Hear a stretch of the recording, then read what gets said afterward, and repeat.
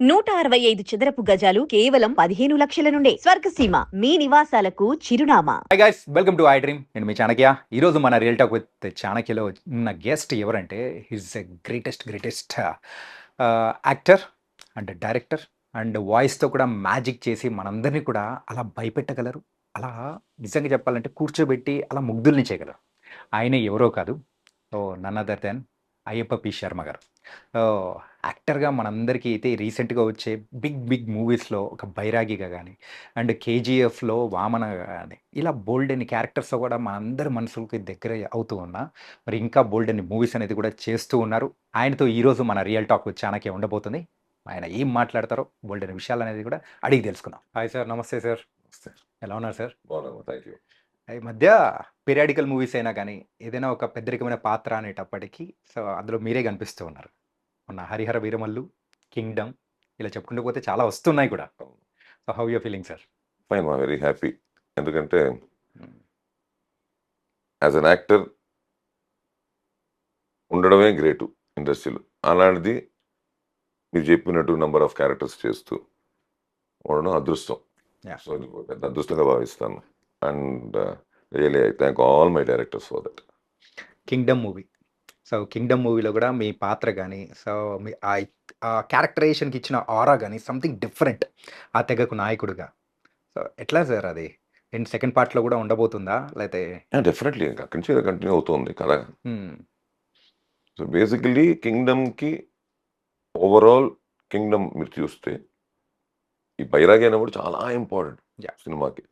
ఎందుకంటే కథ ఆ కుర్రాడితో వాళ్ళ గూడెంలో లేకపోతే వాళ్ళ దీంట్లో వాళ్ళ ట్రైబ్స్ అక్కడి నుంచి స్టార్ట్ అయ్యి దాన్ని బేస్ చేసుకుంటూ నడుస్తున్న కథ. దాంట్లో ఇవన్నీ మళ్ళీ అదర్ థింగ్స్ వాట్ ఎవర్ స్క్రిప్ట్లో వచ్చినవన్నీ మీరు చూసినవన్నీ, సినిమాలో వచ్చినవన్నీ చూసినవన్నీ ఏంటంటే చిన్న చిన్న చిన్న చిన్న చిన్న పెట్ట కథలు. దాంట్లోంచి మళ్ళీ అన్నీ కలిసి ఒక చోటు చేరతాయి. అదే కింగ్డమ్. సో టోటల్గా to be frank with you, after KGF నాకు చాలా ఇంట్రెస్టింగ్ అనిపించిన క్యారెక్టర్. ఎందుకంటే కేజీఎఫ్లో కూడా నేను ప్రశాంత్ నాకు చెప్పినప్పుడు he's not for the king, he's for the Kingdom అని అన్నాడు. ఒక మాట ఉంటుంది, బాగా గుర్తుంది ఆ మాట నాకు. కింగ్ ఎవరైనా కింగ్డమ్ కోసం బ్రతికేవాడు, వానరం అనేవాడు. అలాగూ మీరు దీంట్లో తీసుకుంటే he's for his aim, commitment. Right, నా రాజు నాకు కావాలనుకునే క్యారెక్టరైజేషన్ 3 జనరేషన్స్గా వెతుకుంటున్నాడు. మీరు అది కూడా ఒకసారి క్యాలిక్యులేట్ చేసుకుంటూ వస్తే నాతో వచ్చిన వాళ్ళు నా ఏజ్ ఉండాలి, బట్ నాతో ఉండే వాళ్ళందరూ యంగ్ బ్యాచ్ ఉన్నారు. సినిమాలో చూస్తే మొత్తం యంగ్ బ్యాచ్ ఉంటారు. అంటే నాతో వచ్చిన వాళ్ళ నెక్స్ట్ జనరేషన్ కూడా ఉన్నారు అక్కడ. ఇంకో జనరేషన్ కూడా ఉంది. ఎందుకు నాకు దగ్గర 1920లోనే 10 ఏళ్ళు కుర్రాడు. అంటే ఇక్కడ ప్రెసెంట్కి వచ్చి 1990s జరుగుతుంది కదా, 1991లో జరుగుతుంది. అంటే 70 ఏళ్ళు డిఫరెన్స్ ఉంది. 20కి 70కి 90కి 70 years ఉంది. Plus almost I'm 10 years old when the film started. As you said, it is 80 years character which has more responsibility, చాలా ఆలోచన. నేను కూడా పర్ఫార్మెన్స్లో కొంచెం అండర్ ప్లే కొంచెం తగ్గించి వైల్డ్గా చేసేయచ్చు. ఉన్నాయి, ఛాన్స్ కూడా ఉంది, వైల్డ్గా చేయడం కూడా ఛాన్స్ ఉంది ఆ క్యారెక్టరైజేషన్. కానీ బేసికలీ హీస్ నాట్ ఏ ఋషి ఆర్ హీస్ నాట్ ఏ ఇది కాదు, అది కాదు. He's also a tribe.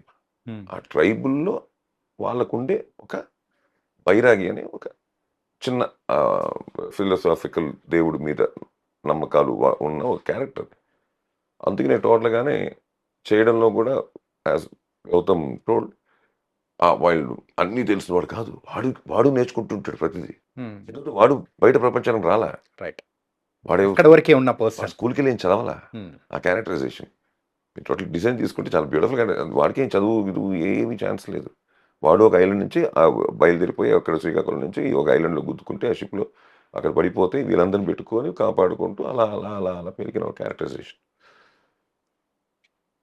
So definitely ఆ అండర్ ప్లే ఉండాలి. ఎప్పుడైతే మనకి ఆ ఎమోషన్ కనిపించాలి, లేకపోతే మనల్ని పెట్టుకోరుగా.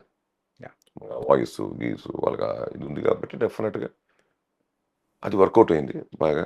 లక్కీగా వస్తున్న అప్లాజు, నేను బయటకు వెళ్ళినా లేకపోతే ఎక్కడికి వెళ్ళినా కూడా అందరూ మాట్లాడేది showing me what ever we did, అది కొంచెం జస్టిఫికేషన్ దొరికింది, చేయగలిగాము అని నమ్మకం. వన్స్ ఒక 1 week అయిన తర్వాత జనంలోకి వెళ్ళిన తర్వాత హ్యాపీగా కాన్ఫిడెంట్గా మీ ముందు కూర్చొని ఇంటర్వ్యూ ఇవ్వగలుగుతున్నాను. Yeah. And I want to tell other things also about Kingdom. Yeah. ఎందుకంటే first Sithara hats off to them. ఎందుకంటే చాలా వైజాగ్ అన్ని శ్రీలంకలో వాళ్ళు చేసిన చేసులు కానీ different locations. Different location, tough locations to shoot. ఇప్పుడు మోటార్ బోట్ కనిపిస్తున్నాయి, చేసేస్తాను అనుకుంటున్నాం, బట్ ఆ ప్లేస్లో వెళ్ళి కెమెరాలు ఫిక్స్ చేయాలి, ఆ ప్లేస్ యూనిట్ వెళ్ళాలి, ఆ ప్లేస్కి అన్ని అన్ని కావాల్సినవన్నీ వెళ్ళాలి అంటే, ఎక్విప్మెంట్ దగ్గర నుంచి ఫుడ్ దగ్గర నుంచి వెళ్ళాలి అంటే ఎంత టఫ్ ఆలోచించండి. Yeah. అది చూడడానికి 2-3 minutes ఎపిసోడ్లో ఉంటుంది, బట్ ఎన్ని రోజులు వర్క్ దాని మీద వర్క్ చేసి ఉంటారు, దాని నుంచి ముందు ఎంత డిజైన్ చేసి ఉంటారు. సో టోటల్గా ఇట్స్ నాట్ ఏ జోక్. అలాంటిది ఇట్స్ వెరీ ఏముంటుందని ఎక్స్పెన్సివ్ ఆల్సో. మీకు తెలియదు ఏం లేదు ఇవాళ. అది ఇంకో కంట్రీకి వెళ్ళి చేయడం, ఇంకో కంట్రీకి వెళ్ళి యాక్షన్ బ్లాగ్స్ చేయడం అంటే ఇట్స్ వెరీ ఎక్స్పెన్సివ్ థింగ్. అలాంటిది మొత్తం I want to thanks Sitara for that. And అలాగే director garu Gautam garu, tremendous job and beautiful to work with.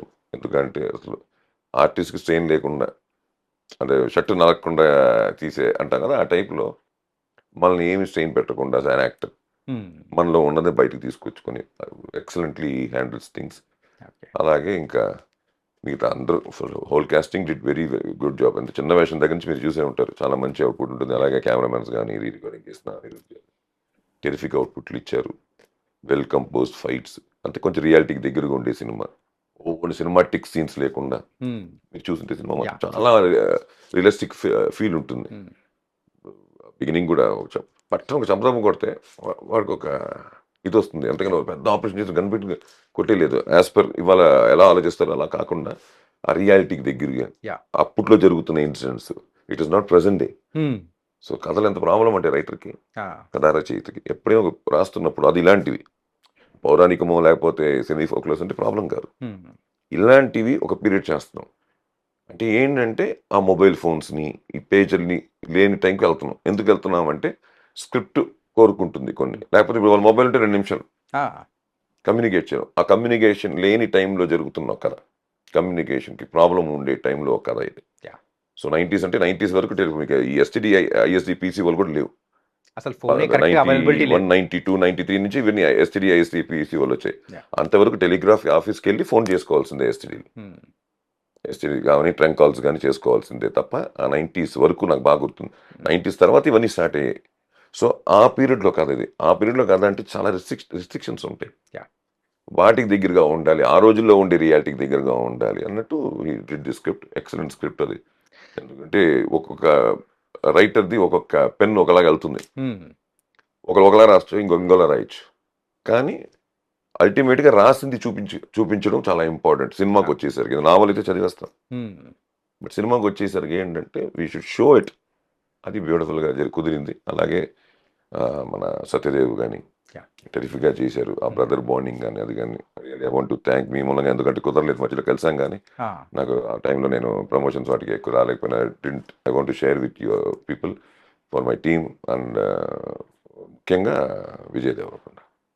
ఎందుకంటే నేను టు బి ఫ్రాంక్ విత్ నేను కొంత తక్కువ సినిమాలు చూశాను ఆయనవి, అంటే ఆల్మోస్ట్ చూశాను, కానీ డీప్గా చూసిన సినిమాల్లో నాకు అర్జున్ రెడ్డి ఒకటి ఫెల్ట్ వెరీ షాకింగ్. ఒక యాక్టర్ పర్ఫార్మెన్స్ అన్నట్టు he did the method acting, whatever name it.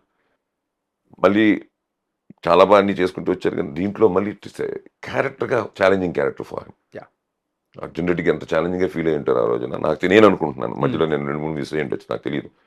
ఈ సినిమా వరకు మాత్రం హీ డిడ్ ట్రెమెండస్ జాబ్. నేను ఎందుకు అంటున్నానంటేనండి, 1 day 2 days 3 days క్యారెక్టర్స్ చేసేయచ్చు, ఒక 3 చేసేయచ్చు, బ్రేక్ ఇచ్చినా చేయొచ్చు when it's short and sweet. But when it comes to the entire thing you are taking, అంటే ఒక 140 రోజులు షూటింగ్ చేస్తుంటే, యావరేజ్ ఒక 100 రోజులు షూటింగ్ చేస్తుంటే, ఎగ్జాంపుల్ ఒక 90 రోజులు ఆయన మీద వెళ్తుందిగా. ఆయన లేకుండా ఫ్రేమ్ కనిపించలే. అన్ని రోజులు అంటే దానికి ఎన్ని బ్రేక్స్ ఉంటాయి, in between confusions, tensions, phone ఉంటుంది, మెసేజ్లు వస్తూ ఉంటాయి.